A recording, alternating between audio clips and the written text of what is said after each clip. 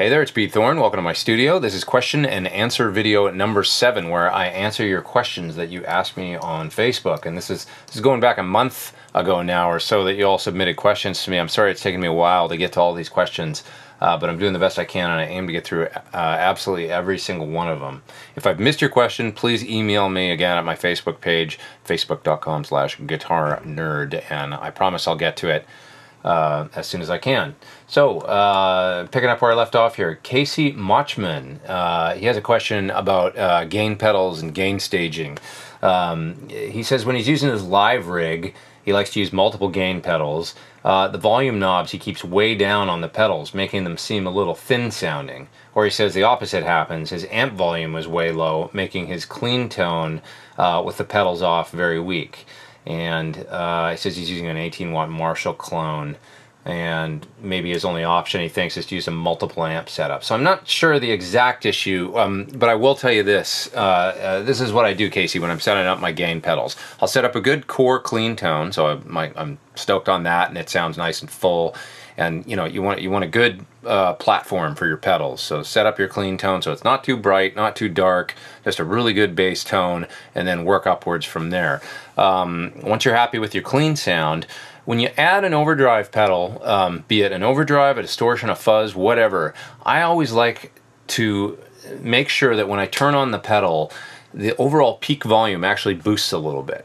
Okay, so the funny thing about clean tones is that you know, an overdrive pedal can seem loud, or a distortion pedal can seem louder than your clean tone when you turn it on, because they compress the signal and they do make maybe the overall guitar sound comes up and sustains longer and stuff like that. But the peak of your clean sound, you know, the way a lot of guys set up their gain pedals is you know, they run I think the levels too low initially on their gain pedals, and then what happens is, you know, in the context of a band, you turn on the gain pedal and your sound disappears. I don't know if you've ever had that happen, but it's pretty common. You know, you listen to a gain pedal by itself out of the context of a band, and it sounds like it's getting louder when you turn it on, but then when the band plays, your sound disappears as soon as you hit an overdrive or distortion. So that's what you want to avoid.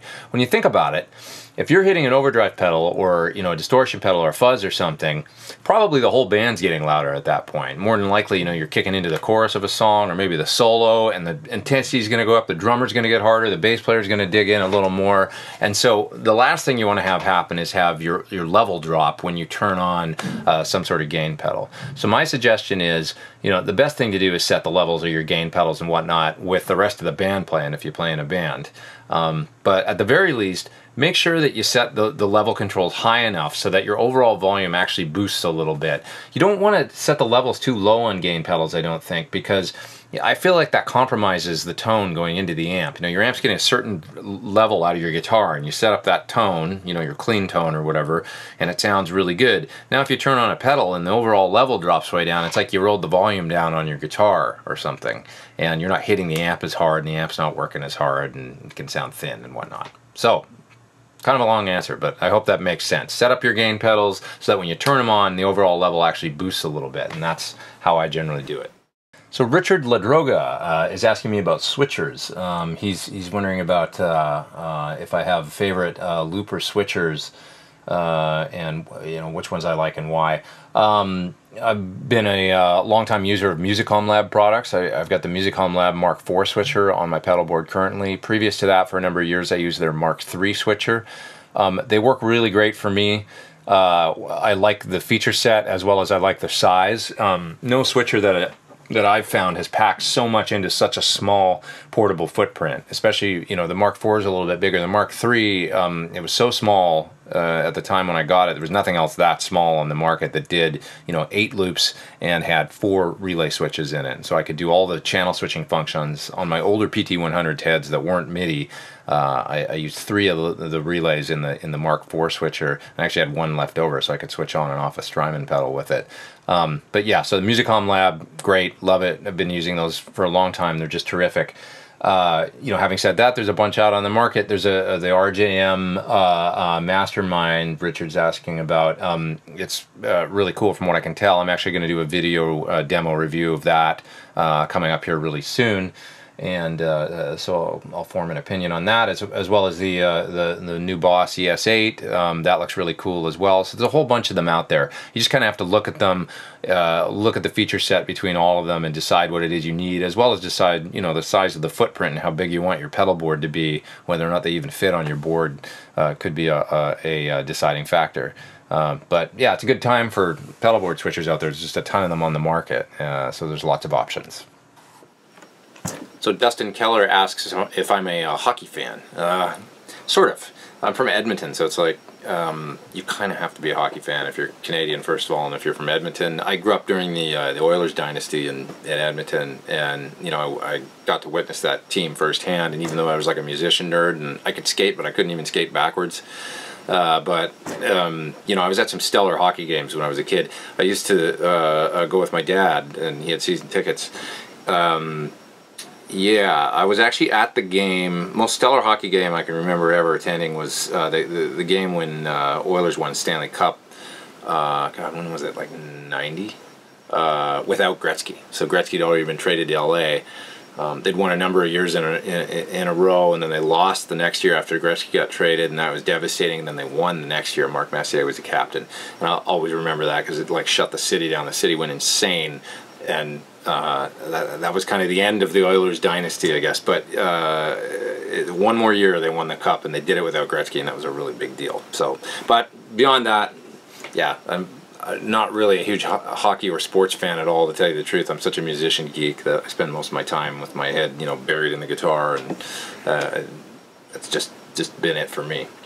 So Rick Hessian asks, when I'm trying guitars, what separates the special ones from the rest for me? Resonance, feel, playability, or just gut feeling and mojo? Yeah, it's kind of all those things. You pretty much nailed it. It's like tone, looks, the way the guitar feels, the way the guitar plays, you know, the way that it sort of, you know, sits when you're holding it, if it's comfortable to play. If I have a hard time kind of getting around it, you know, the rest of it doesn't really matter. It could, even if it sounds great, if it's hard for me to play, it'll be a drag. I remember really wanting a Gibson Firebird, and years ago getting a hold of one, and it was such a badass looking guitar. It was like kind of maybe Pelham Blue, I think, the one I got, and you know, 3 mini humbuckers and chrome hardware, and it was just super cool looking. And I took it to a gig, and I played it at one gig at the Viper Room here in LA on one song. I remember I'd been playing my Les Paul all night, and then I picked it up and played it, and it felt like I, you know, was going from a sports car to driving a truck. Like, it was just the way that it sat on my, I just couldn't get into the Firebird thing. I think if you play Firebirds, it's like it's got to be kind of your thing.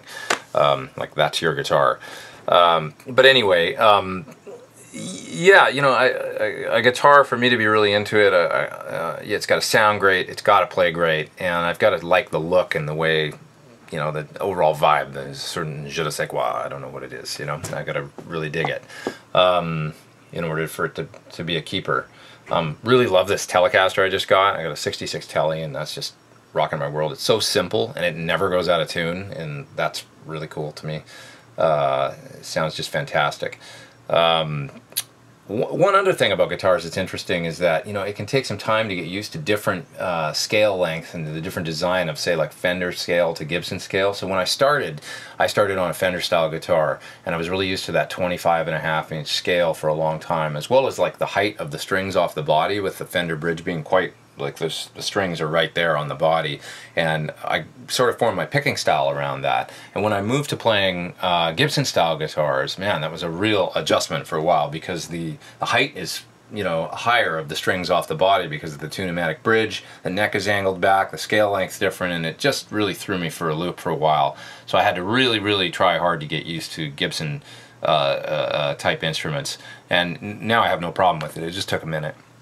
So I've got, you know, some guitars that do one thing really well, also, I'll say, and then I've got kind of jack of all trades guitars that are really exceptional, like my Sir guitars that have a humbucker in the bridge and then 2 single coils. And if I got to take one guitar to a gig, it'll be one of those, just because they stay in tune, they sound fantastic, and I can get a ton of different sounds out of my guitars. My Sir, hold on a second. This one right here. Where is it? Where is it? There it is. This guy. So this guitar has been just a really wonderful jack of all trades type instrument for me. It sounds fantastic. It's got a lot of, you know, a lot of resonance, like acoustically. It's really quite loud, so it's no slouch in the mojo in the tone department at all. It's actually got a ton of mojo. But yeah, it just does a ton of things really well. So if I can only take one guitar to a gig, it'll probably be something like this, just because they cover so much ground. So Derek Rabbers asks, what modes work well with the major and minor pentatonic scales? How do I incorporate modes and scales into a solo without it sounding just like scale practice? I've got a good 5-minute lesson on my YouTube lesson playlist that you can find, where I talk a little bit about modes and scales and how I approach soloing. It's very, distilled down into a small guitar lesson, but you can get maybe some good insight from that.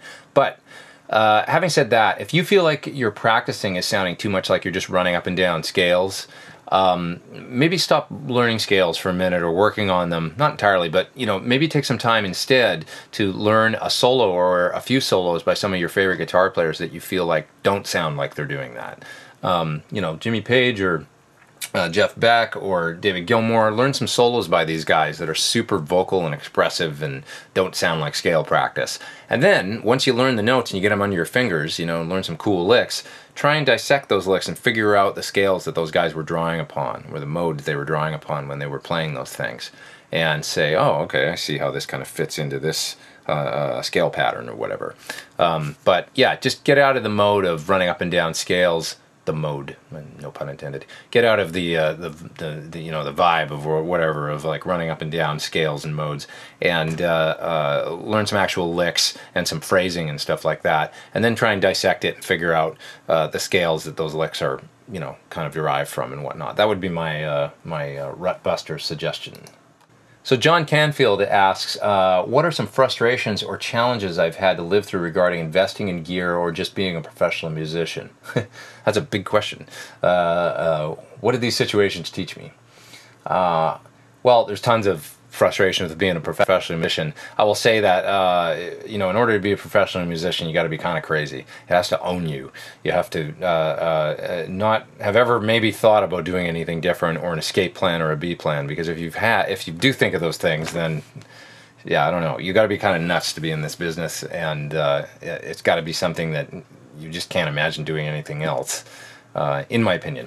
So having said that, let's get to the question about kind of within the context of gear and frustrations with gear and what I learned.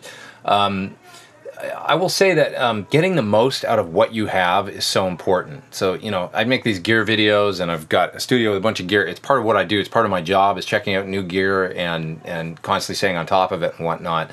But it can be a bit of a trap. You can think that, oh, I'm going to need the latest, greatest guitar, greatest amp, next greatest effect, whatever. And it's good to just kind of take a step back and look at what you've got and try and get the most out of it. I remember hearing an interview with Tom Morello where he was talking about, at some point he realized that the gear thing was just an endless, train that you get on and never get off, always trying to upgrade or whatever. And he said he had that original Marshall JCM 800 amp that he's known for using, PV 412 cabinet, his basic guitar, and his pedal board with like 5 pedals on it or whatever. And he said, I set it all up to sound as good as it possibly could, set the pedals up and the amp, and he said, it wasn't the greatest guitar sound in the world, but he just decided that's my sound. And it's still the same stuff he uses to this day, evidently. I got a lot out of hearing that. I thought that was amazing. Think about Stevie Ray Vaughan. He played pretty much one guitar for almost his whole career. Occasionally he'd switch to another guitar during a gig or whatever, but it was that one battered old Strat that was really his thing. I think there's really something to be said for that, for getting the most out of what you've got, really knowing it inside out, and not always thinking like you have to upgrade to the latest and greatest new thing in order to sound good. Maybe concentrate on writing songs and practicing and playing better, learning more about the guitar, learning more useful things on the guitar, and don't always worry about the gear so much. Okay, a fellow, I believe his name is Manny from Germany. He says, in one of my latest videos, I talk about the Sur reactive load box and using Ownhammer impulse responses. Which pack of you know, the Ownhammer impulses do I like the most? I like everything that Kevin puts out. He does an amazing thing. You know, we all don't like the same speaker sound, so it's like you've just kind of, they're inexpensive enough that you can invest in some of his IRs and try the different ones, and you know, won't put you out too much. I end up using a lot of his greenback impulses because I love the way greenback speakers sound. So greenbacks in a, you know, closed back Marshall 412 cabinet, I end up using those a lot. From Ownhammer. He makes this other terrific package, which is a whole slew of speakers that he did in a 212 closed back cabinet, Marshall cabinet, I believe, and that's a really great one to check out and invest in as well. But yeah, all the Ownhammer IRs are just killer. The guy does great work. So Eric Kundil asked me if I've come across a tube screamer type pedal that's a cut above the rest. He says that everybody seems to make one, kind of a whole bunch of different companies that have their own take on it. Any insights greatly appreciated. What have I got sitting here right now? Tube screamers. Yes, it's true. They're, yeah, dime a dozen. Off the top of my head, the Abonai 2 from Tone Freak is fantastic. The 818 Overdrive, which I did a review of recently on my YouTube channel, also really great. It's like a tube screamer but with some more bass. The main problem I have with tube screamers is that sometimes they thin out the sound too much for me. So it's nice to have one with the option of having a not so mid-rangey and maybe a little bit more flat in the low end kind of sound. But yeah, I mean, you know, they all kind of do a similar thing. My old Green Rhino from Wayhuge, that's a really terrific one too. So check out some of those options. So Christian Roglar is asking me, he says he likes my demos. Thank you very much. And I'm an amazing guitar player. You're too kind. I'm a hack. I do the best I can, though. He says, what mics do I like for guitar amp recording? And specifically, he asks also about ribbon mics. I use the VR1 microphone from SC Electronics. That's the ribbon mic that I have here. It's the only one I've got, actually. It works fantastic. The cool thing about the VR1 is it handles extremely high sound pressure levels, which a lot of ribbon mics don't. I think it handles up to 150 dB, which is crazy. And it's also relatively flat out to 20K, so it's got a nice smooth top end, whereas a lot of them roll off sooner than the particular mic I've got. The VR1 stays quite flat, so it's really nice and natural sounding. It doesn't have that kind of veiled top end that some ribbon mics have. Also like the Royers very much. You know, the classic 121 is great, or 101 mic. Super nice mics. I'd like to own one of those at some point. I don't have one. And other than that, I usually combine the ribbon with a 57, good old 57, and the ribbon. You know, it's a classic combo at this point, and they just kind of contrast one another really well. And when you blend them together, you get a really nice balanced guitar sound. That sounds a lot similar to, you know, sort of what the cabinet sounds like when you're standing somewhere in the vicinity of in front of it. I find a 57 by itself can tend to sound, you know, a little scratchier and rattier than what you hear coming out of the cab, and that's what a lot of people probably maybe aren't used to when they're trying to record their guitar with just a 57. They listen to it and they might be kind of underwhelmed. That can, you know, be remedied a lot by adding a ribbon mic to the mix, I think. Christian also asks, what type and gauge pick do I use? I get that question a lot. So I use Dunlop Ultex, and I believe they're 73 gauge. And this reminds me of Yngwie Malmsteen video in the 80s when he goes, I use Jim Dunlop 1.5 millimeter, but it's got my name on it. And so I can say that now because this pick has my name on it. PeterThorn.com. Yes, sir. Anyway, Ultex picks from Dunlop. I find they last a really long time. They you know, tend to last longer than other materials. They're kind of grippy, which I like, but not too grippy. Not as like, they don't feel as grippy as like a Tortex pick or something to me. So I just like this material. I got really used to it about, I don't know, I've been using these maybe going on 8 years now or something, since Dunlop brought them out. But yeah, Dunlop's got so many cool picks. They're, you know, they just make the best guitar picks in the business, I think. So check out the Dunlop Ultex 73s. They make them, you know, all the way up to way thicker than this. I just like 73s. They're almost like a medium, actually. Somewhere like a medium heavy, I would say. So Daniel Reed asks me, he says he'd like to know the difference between the US and Japanese music industries. He's aware that I've been working in Japan a lot and lately, And he says his ultimate goal as a musician is to work full-time in the Japanese music industry, and he wants to hear from someone that's got experience in both, you know, the U.S. and Japan. I would say the main difference that I've identified, and this is not a knock on the U.S. because I love working in the U.S. and I love working with all the people I've worked with, but the main difference is in Japan they work twice as hard and nobody complains. So, you know, something about their work ethic over there, and this is very Japanese, I mean, it's just part of their culture. They just work extremely hard. They're happy to go to work for 16 hours a day, and nobody's phoning it in. You know, they work until they're ready to drop, and then they get up the next day and they go back and do it all again. And I think we could learn a lot from that in the States. You know, without naming names, you know, I've been in a number of jobs where, you know, it's like any job really working in music. People complain, or, you know, they're unhappy, and there's this and that, and people maybe start phoning it in a little bit and whatnot, and that just does not happen in Japan. So if you want to work in Japan, you got to be prepared to work extremely hard. But it's totally rewarding. It's really wonderful to work in a work environment where everybody's just there 100% going for it. Nobody's phoning it in, and it's just a really wonderful thing. You wouldn't think to complain over there when you're on a job, really, because it would be weird, because no one else is. So you'd be the only one in the room doing it, and you'd stand out like a sore thumb. So you just don't. You work really hard, and you feel like you're part of a team. And I find that complaining and kind of phoning it in or any of that kind of stuff, it's like a cancer that can spread throughout an organization.